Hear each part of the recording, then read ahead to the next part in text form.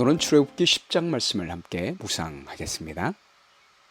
오늘 우리가 함께 묵상할 문제는요, 하나님께서는 바로의 반대에도 불구하고 남자뿐 아니라 부녀와 자녀와 가축을 모두 데리고 가도록 하신 이유가 무엇인가요?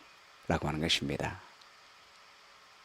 하나님께서 우리를 사탄의 손에서 구원하실 때 구원하시고자 하시는 범위가 어디까지라고 생각하십니까?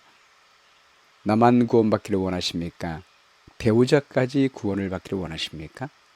자녀들까지 구원받기를 원하십니까? 재물도 하나님께 다 드리기를 원하십니까? 어디까지일까요? 오늘 본문의 말씀은 하나님께서는 나와 배우자와 자녀와 재물까지도 다 구원하여 하나님께 드리기를 원하신다라고 말씀하고 있습니다. 1절 말씀 보겠습니다. 여호와께서 모세에게 이르시되 바로에게로 들어가라. 내가 그의 마음과 그의 신하들의 마음을 완강하게 함은 나의 표징을 그들 중에 보이기 위함이며 네게 내가 애굽에서 행한 일들 곧 내가 그들 가운데서 행한 표징을 내 아들과 네 자손의 귀에 전하기 위함이라. 너희는 내가 여호와인 줄을 알리라. 바로 왕은 우박 재앙 이후에 자신이 범죄했다고 자백했지만 우박이 그치고 공포에서 놓이게 되자 그의 마음은 다시 외고집으로 돌아갔습니다. 그 후에 여호와께서 모세에게 하나님께서 애굽의 재앙을 내리시는 목적을 말씀하셨습니다. 여호와께서는 참되시고 살아계신 하나님이시며 당신께 대한 이스라엘 백성들의 신앙을 굳게 하시기 위하여 능력을 나타내신다고 말씀했습니다. 하나님께서 재앙을 내리실 때마다 애굽 백성과 이스라엘 백성 사이에 차이점을 두심으로 이 재앙은 우연이 아니며 애굽인들이 멸시했던 천지를 창조하신 여호와의 보호 아래 있다는 것을 모든 민족에게 알게 하고자 하셨던 것입니다. 3절 말씀에요. 모세와 아론이 바로에게 들어가서 그에게 이르되 히브리 사람의 하나님 여호와께서 말씀하시기를 내가 어느 때까지 내 앞에 겸비하지 아니하겠느냐. 내 백성을 보내라. 그들이 나를 섬길 것이니라. 네가 만일 내 백성 보내기를 거절하면 내일 내가 메뚜기를 내 경내에 들어가게 하리니 메뚜기가 지면을 덮어서 사람이 땅을 볼 수 없을 것이라. 메뚜기가 네게 남은 그것 곧 우박을 면하고 남은 것을 먹으며 너희를 위하여 들에서 자라나는 모든 나무를 먹을 것이며 또 내 집들과 내 모든 신하의 집들과 모든 애굽 사람의 집들에 가득하리니 이는 네 아버지와 네 조상이 이 땅에 있었던 그날로부터 오늘까지 보지 못하였던 것이리라 하셨다 하고 돌이켜 바로에게서 나오니 모세는 왕에게 만일 그가 계속 고집을 부린다면 메뚜기 재앙이 내릴 것이며 그것들이 지면을 덮고 우박 재앙으로부터 남아있던 모든 푸른 식물을 먹어 치울 것이며 그들이 민가의 뿐 아니고 왕궁에까지 우글거릴 것이라고 경고했습니다. 이 말에 바로의 신하들은 기겁하여 놀랍니다. 국가는 가축이 몰살당하므로 막대한 손실을 이미 당했습니다. 많은 애굽 백성들이 우박에 맞아 죽었습니다. 살림은 황폐하게 됐습니다. 농작물은 못 쓰게 되었습니다. 전 국토가 먹을 것이 없어 기아의 위기에 몰렸습니다. 근데 메뚜기 때까지 몰아닥쳐 새로 나오는 싹까지 다 먹어버린다면 애굽에 있는 사람들은 먹을 것이 없어 다 죽게 될 것입니다. 그리하여 신하들은 이제 화를 내면서까지 왕에게 탄원을 합니다. 7절 말씀에요. 바로의 신하들이 그에게 말하되 어느 때까지 이 사람이 우리의 함정이 되니까 그 사람들을 보내어 그들의 하나님 여호와를 섬기게 하소서. 왕은 아직도 애굽이 망한 줄을 알지 못하시나이까 하고 그러자 왕은 마지못해 모세와 아론에게 말합니다. 8절 말씀에요. 모세와 아론을 바로에게로 다시 데려오니 바로가 그들에게 이르되 가서 너희의 하나님 여호와를 섬기라. 갈 자는 누구냐? 모세가 이르되 우리가 여호와 앞에 절기를 지킬 것인즉 우리가 남녀노소와 양과 소를 데리고 가겠나이다. 그러자 바로가 몹시 화를 내며 말합니다. 10절 말씀에요. 바로가 그들에게 이르되 내가 너희와 너희 어린 아이들을 보내면 여호와가 너희와 함께 함과 같으니라. 보라, 그것이 너에게 나쁜 것이니라. 그렇게 하지 말고 너희 장정만 가서 여호와를 섬기라. 이것이 너희가 구하는 바니라. 이에 그들이 바로 앞에서 쫓겨나니라. 바로가 남자만 보내고 부녀와 아이들은 보내지 않는 목적은 남자들을 다시 돌아오게 하기 위하여 부녀와 아이들을 인질로 잡아두기 위함이었습니다. 여러분, 사탄은 우리가 강한 신앙과 하나님의 도우심으로 마침내 하나님 앞에 나와서 예배를 드리고 하나님을 섬기려고 할 때 하는 수 없이 우리를 보내어 줍니다. 그러나 그는 우리의 배우자와 아이들은 붙잡아 두려고 합니다. 그 이유가 무엇이겠습니까? 근원 없는 가정 320쪽에 이렇게 표현합니다. 자녀들이 신앙 없이 자라도록 허용되는 일이 그토록 잦은 것은 그들의 부모들이 그들에게 명하여진 그리스도인의 의무들을 수행하기엔 그들이 너무 어리다고 생각하기 때문이다. 아버지와 어머니는 자녀가 도둑질하는 것을 생각하지 아니하듯이 더 이상 안식일을 어기는 것과 종교적 예배와 가족의 기도를 등한히 하는 것에 대해 생각하지 않도록 이 문제를 일찍부터 반드시 해결할 의무가 있다. 부모들의 손이 친히 방책을 세워야 한다. 아주 어릴 때부터 그리스도의 노선에 따른 현명한 교육이 시작되어 추진되어야 한다. 아이들의 마음의 감수성이 예민할 때 영원한 사실들에 관하여 가르쳐 주어야 한다. 부모들은 자기들이 하나님의 면전에서 살고 말하고 행동하고 있음을 기억해야 한다. 부모님들은 아이들에게 가장 좋은 것을 주고 싶어 합니다. 공부가 중요하다고 생각하기 때문에 공부하라고 강조합니다. 교육이 중요하다고 생각되어 좋은 학교에 보내기 위해서 좋은 학군인 곳으로 이사합니다. 그런데 예배와 기도회에 아이들을 참가시키지 않으면 아이들은 생각하기를 교육은 중요하고 학교는 중요하지만 예배와 기도회와 교회가 그렇게 중요하지 않는구나 라고 생각할 수 있다는 것입니다. 그러므로 이어서 말합니다. 부모들이여, 그대의 자녀들을 그대와 더불어 신앙 활동에 참가하게 하라. 그대의 믿음의 팔로 감싸고 그들을 그리스도께 바쳐라. 어떤 것이라도 그들을 올바르게 훈련시켜야 할 책임을 저버리지 못하도록 하라. 어떠한 세상의 관심사라 하더라도 이것이 그대로 하여금 그들을 뒷전에 놓고 잊어버리지 못하게 하라. 그대의 그리스도인 생활이 그들을 그대에게서 분리하지 않게 하라.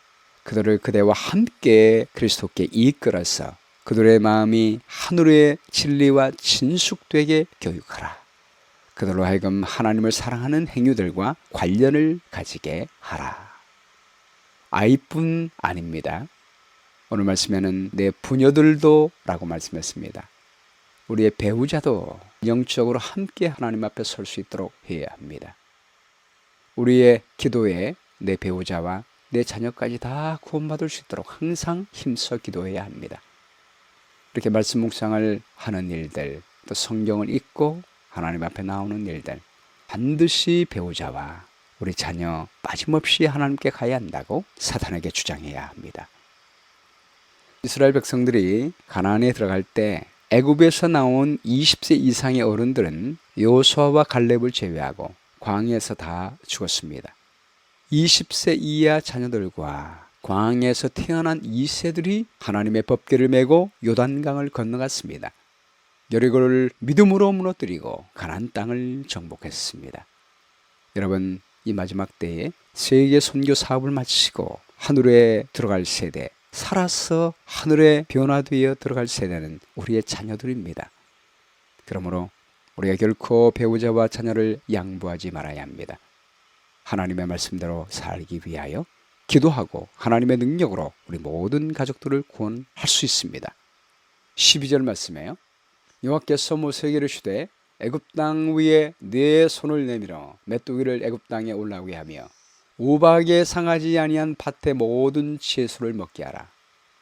모세가 애굽 땅 위에 그 지팡이를 들매 여호와께서 동풍을 일으켜 온 낮과 온 밤에 불게 하시니 아침이 되매 동풍이 메뚜기를 불어들이니라. 메뚜기가 애굽 온 땅에 이르러 그 사방에 내림에 그 피해가 심하니 이런 메뚜기는 전에도 없었고 후에도 없을 것이라. 메뚜기가 온 땅을 덮어 땅이 어둡게 되었으며 메뚜기가 우박에 상하지 아니한 밭의 채소와 나무 열매를 다 먹었으므로 애굽 온 땅에서 나무나 밭의 채소와 푸른 것은 남지 아니하였더라. 자녀와 부녀를 보내주지 않겠다고 하자 하나님은 그들을 양보하지 않습니다. 그들을 구원하기 위하여 메뚜기 재앙을 내리고 그의 권능의 손을 펴는 것입니다. 여러분, 우리가 자녀와 우리의 가족들, 우리의 배우자를 구원하려고 하는데 사탄이 우리의 자녀와 가족들 강력하게 잡을 때 결국 포기하지 마십시오. 기도하면 우리 하나님이 그분의 권능의 손으로 능력을 펴서 반드시 도와주시는 것입니다. 메뚜기들이 하늘을 뒤엎어 땅이 어두컴컴하게 됐습니다. 메뚜기들이 남아있는 모든 푸른 것을 다 먹어치웠습니다. 그때 바로가 급히 사람을 보내어 모세와 아론을 불러 말합니다. 16절 말씀에요. 바로가 모세와 아론을 급히 불러 이르되 내가 너희의 하나님 여호와와 너희에게 죄를 지었으니 바라건대 이번만 나의 죄를 용서하고 너희의 하나님 여호와께 구하여 이 죽음만은 내게서 떠나게 하라. 그가 바로에게서 나가서 여호와께 구하매 여호와께서 돌이켜 강렬한 서풍을 불게 하사 메뚜기를 홍해에 몰아 넣으시니 애굽 온 땅에 메뚜기가 하나도 남지 아니하니라. 이 말씀을 보면 우리 하나님은 용서하기를 기뻐하시는 분이십니다. 바로가 그렇게 여러 번 거듭거듭 하나님을 불순종했지만 그가 자복하고 돌이키면 신속하게 용서해 주시는 분이십니다. 이를 통해 하나님께서 애굽 땅의 재앙을 내리는 목적이 멸망시키거나 심판하기 위함이 아니라는 것을 말씀하시고 있습니다. 진짜 최후의 심판하기 전에 재난들을 통해 그들의 마음을 하나님께로 돌이켜 자복하고 용서받고 영생 얻기 위함임을 보여주고 있는 것입니다. 그것이 재난을 허락하시는 하나님의 진심임을 보여주고 계십니다. 20절 말씀이에요. 그러나 여호와께서 바로의 마음을 완악하게 하셨으므로 이스라엘 자손을 보내지 아니하였더라. 여호와께서 모세에게 이르시되 하늘을 향하여 네 손을 내밀어 애굽 땅 위에 흑암이 있게 하라. 곧 더듬을 만한 흑암이리라. 모세가 하늘을 향하여 손을 내밀매 캄캄한 흑암이 3일 동안 애굽 온 땅에 있어서 그 동안은 사람들이 서로 볼 수 없으며 자기 처소에서 일어나는 자가 없으되 온 이스라엘 자손들이 거주하는 곳에는 빛이 있었더라.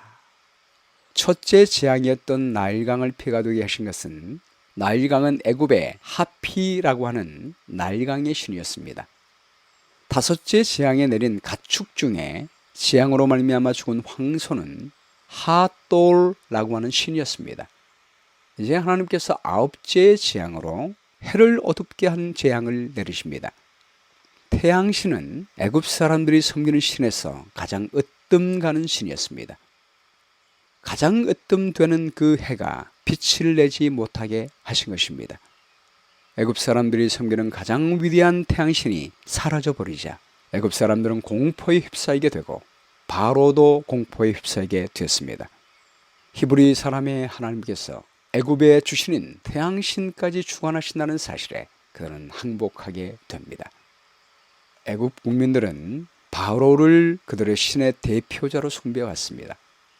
그러나 이제 많은 사람들은 하나님만이 모든 자연의 세력을 통치하는 분임을 알게 됐습니다. 그리고 바로는 천지를 주관하시는 하나님을 스스로 거역하고 있다는 사실을 깨닫게 된 것입니다. 이것이 바로 하나님께서 재앙을 내릴 때 애굽 사람들이 섬기는 신들을 통해 재앙을 내리신 이유입니다. 24절 말씀이에요. 바로가 모세를 불러서 이르되 너희는 가서 여호와를 섬기되 너희의 양과 소는 머물러 두고 너희 어린 것들은 너희와 함께 갈지니라. 바로는 마침내 모세에게 이스라엘 백성들이 배우자와 자녀를 데리고 가라고 허락합니다.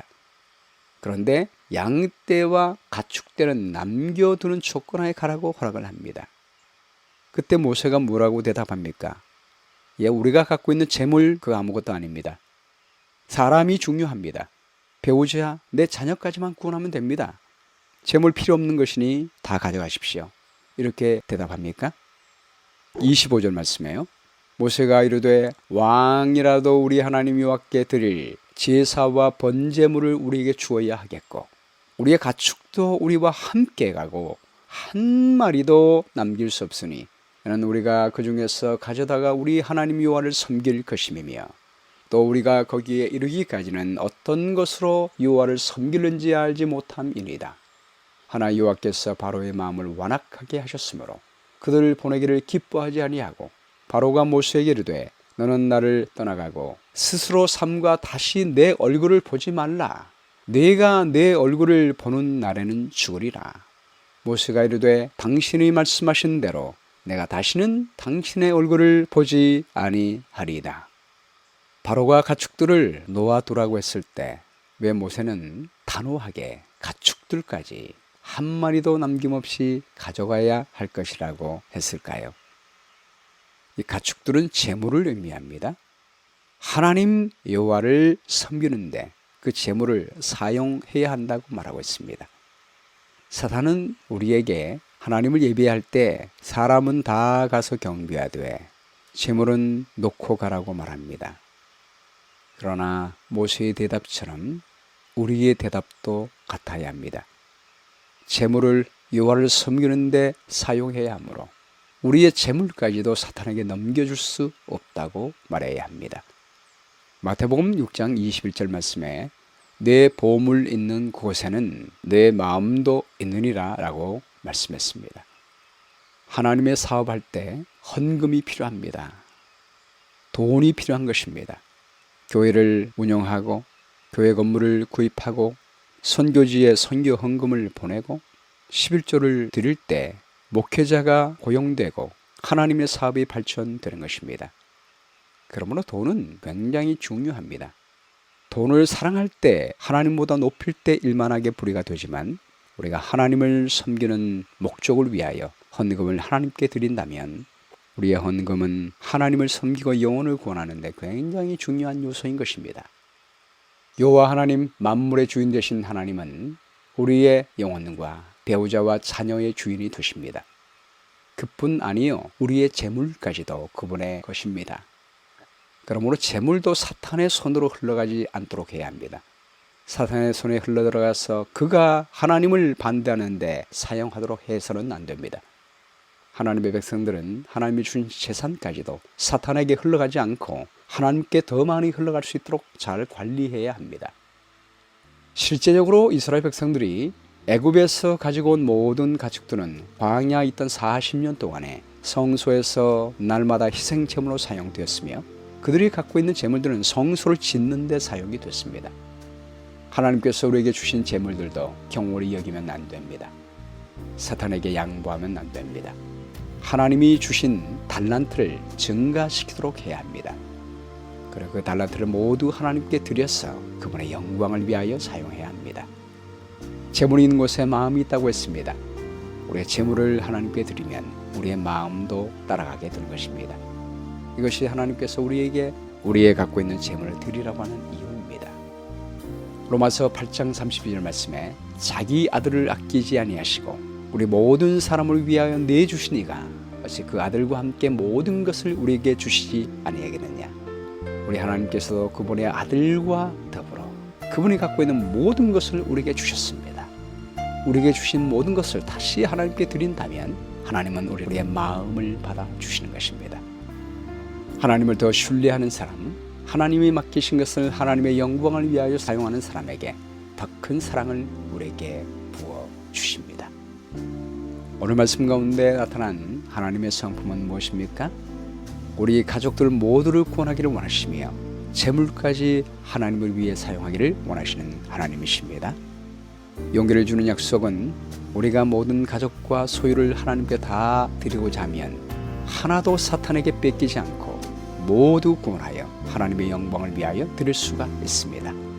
실천할 내용은 오늘 우리의 배우자, 우리 자녀, 모든 가족들 한 명도 놓치지 말고 그들을 위하여 기도하고 함께 예배하고 함께 하나님을 섬기기 위하여 힘쓰는 한 날이 되었으면 좋겠습니다.